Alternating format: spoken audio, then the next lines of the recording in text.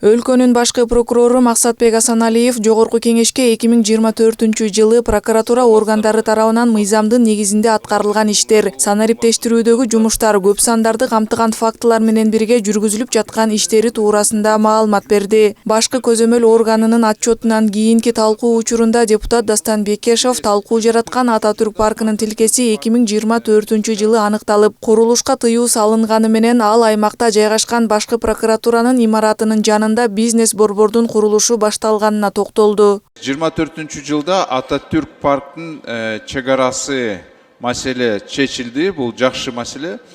Бирок ошол эле кезде ошо башкы прокуратуранын жанында бир бизнес-центр курулуп атат. Алар кантип уруксатты алышты? Парктын ичинде негизи курулуш болбош керек эле. Сиздин азыр көтөргөн маселеңиз боюнча мен ошол объекттин кандай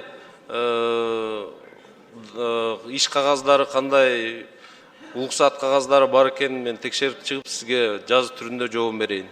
Ушу тапта өлкө аймагында мамлекет тарабынан жолдорду кеңейтүү, жаңы жолдорду салуу, реконструкция иштери активдүү жүрүүдө. Аткарылып жаткан бул иштердин негизинде жарандардын жеке менчиги боюнча маселе да күн тартибине чыккан. Себеби кызыл сызыктан чыгып кеткенин моюндагандар курулушун өздөрү жылдырса, айрымдары кызыл китебиндеги чийинди көрсөтүп, жеке мүлк маселесин көтөрүшүүдө. Мамлекет көптөгөн иш кылып атат, жолдорду кеңейтип атат, жаңы бир жерге шаарчаларды куруп жатат, бул абдан жакшы.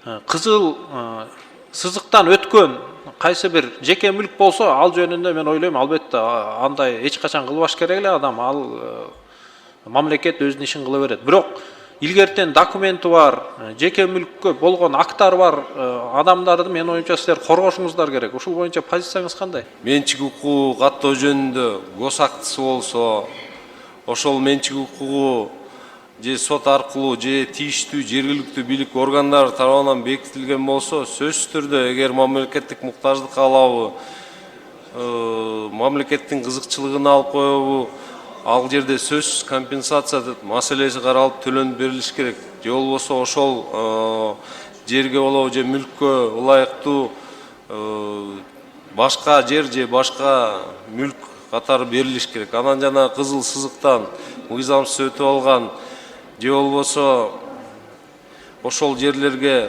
мыйзамсыз курулушту куруп алган маселелер боюнча менин оюмча ал жерлер, андай курулуштар бузулууга жатат. Актуалдуулугу жогору болгон балдар жөнүндөгү мыйзамдын аткарылышына көңүл бурган Камила Талиева номер 31 мектептеги окуучу кыздын өлүмү жөнүндөгү трагедиялуу окуяга токтолду. Мунун түпкү себеби коркунучтуу экенин айткан эл өкүлү буга жашы жете электерге билим берүү, тарбиялоо системасынын кемчиликтери себеп экенин билдирди. Кече күнгү 31 мектептеги өтө трагедиялуу окуя болду да. Баланын өлүмү, кыз баланын өлүмү катталып атат 15 жаштагы. Бул деген ошол сабакташы эле, мындай эми бул кокустук дейбизби, кандай дейбиз, бул эми мүрт кетирип койду да баланы. Билим берүүдөгү сапаттын жоктугунан мына ушундай нерселерге таасири зор да. Анан үй бүлө, албетте үй бүлөнүн таасири. Башкы прокурор катары ушу методологиясын дагы бир тереңирээк изилдесеңиздер да, илимий жактан мен ошону сунуш кылаар элем. Сунуштарыңызды сөзсүз эске алабыз, бул багытта жумушту күчөтөбүз. Парламентарийлер муну менен катар кызматкерлердин айлык маянасын жогорулатуу, сот органдарына өткөрүлгөн иштердин сапатына көңүл буруу, коррупцияга каршы күрөштөгү көрсөткүчтү төмөндөтүү сыяктуу бир катар маселелерге токтолушуп сунуштарын беришти. Акылай Маратова, Аскар Улан уулу, Нью ТВ.